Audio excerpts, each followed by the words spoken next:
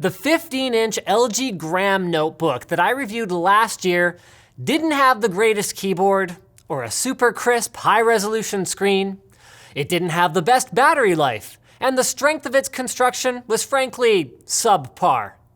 But it got a very positive review because I understood the steep learning curve associated with engineering such a unique product. The world's lightest 15-inch laptop, under 1 kilogram. Well, now they've had a year to reflect on their experience and refine the design, so the 2017 iteration of the LG Gram will get no such special treatment. Let's see how it fares.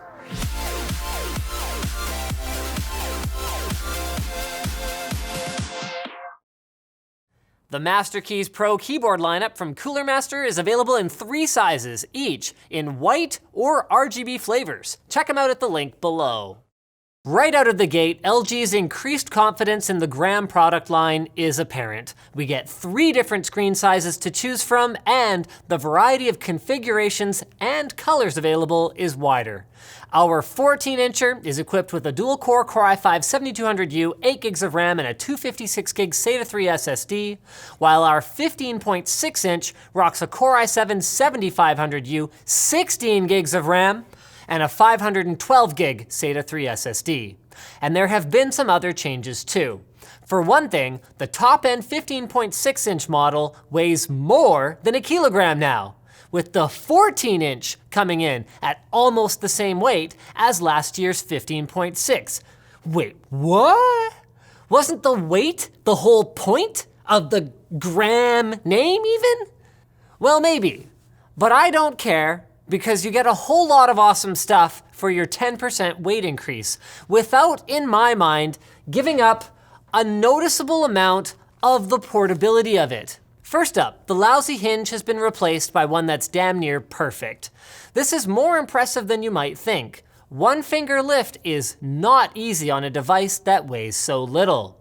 Next up, all 3 gram sizes are available with multi-touch screens now.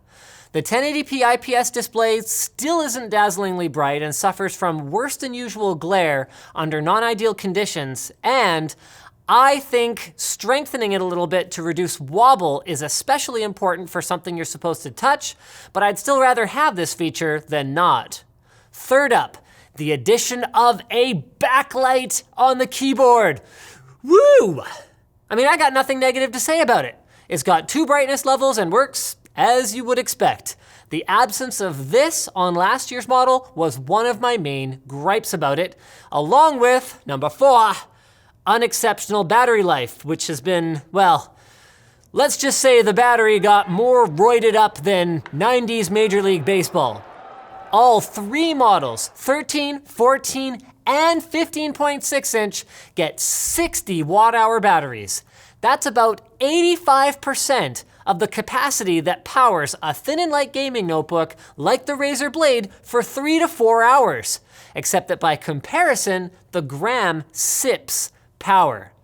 LG did this cool video showcasing a sponsored art collab that was created on a single charge on the Gram.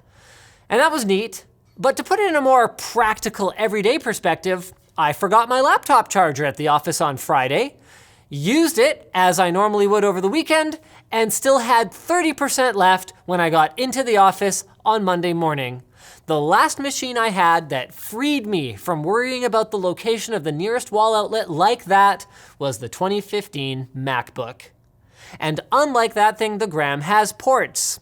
Though, while the USB-C port can be used for 4K 60Hz output, and I'm pretty darn thankful for the microSD and Type-A USB 3s, I do think that the loadout could have been better. Thunderbolt 3 and HDMI 2.0 would be welcome additions on the next model, and IMO charging should really be handled by another Type-C port.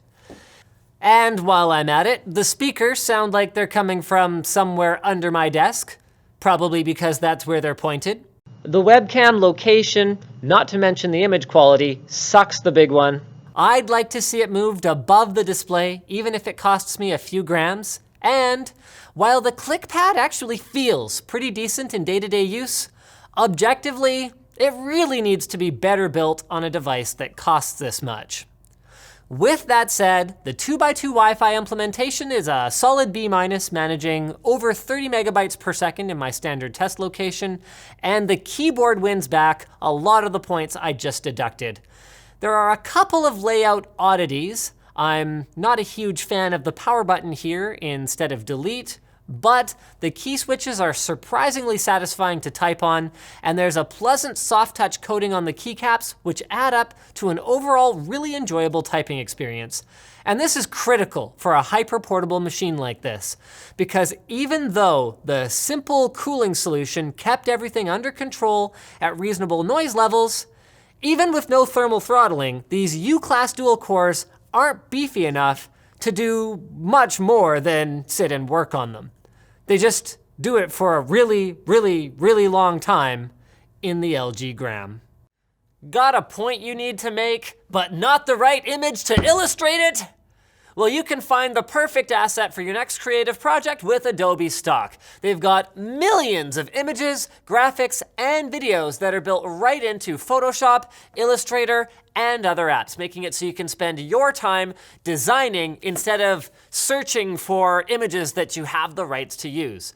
You can preview watermarked images inside your designs, then license, access, and manage them within your Adobe desktop apps. You can pay as you go, or you can save by signing up for a subscription plan. If you sign up today, you get 10 free images as part of their trial. So check it out over at Softcat through the link below. Thanks for watching, guys. If this video sucked, you know what to do. But if it was awesome, get subscribed, hit the like button, or check out the link to where to buy the stuff we featured. Look at this, I got another one back here. Whoa, but wait, there's more.